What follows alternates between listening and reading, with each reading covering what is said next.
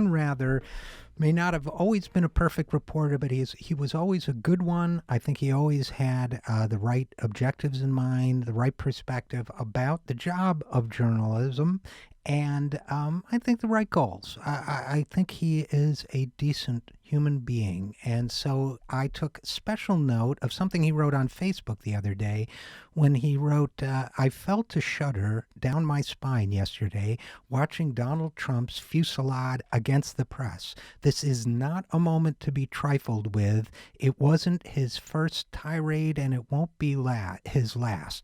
Now, Dan Rather, for those who don't remember, first became famous by standing up to Richard Nixon when Richard Nixon held the the most powerful office in the world. So he knows a little bit about bullies in high places. And when he says this is not a moment to be trifled with, I believe him. Donald Trump is a serious threat to the republic. Make no mistake about it.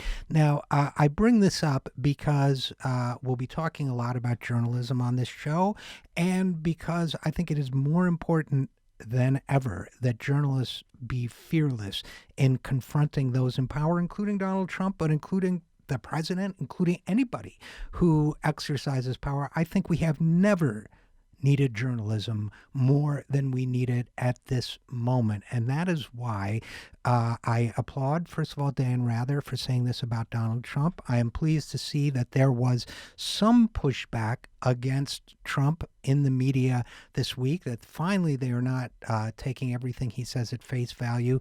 But we are still up against a corporate media, and yes, I use that phrase, corporate media, that has enabled Donald Trump's rise to power because he is good for ratings. We still have Les Moonves, the president of CBS, telling people that and I quote, that Donald Trump may be bad for the country, but he's good for ratings. This is an unpatriotic and unconscionable attitude for any American to take, especially a journalist, because a journalist is in the business of telling the truth, whatever the price. So our journalists must tell the truth about everyone, including Donald Trump.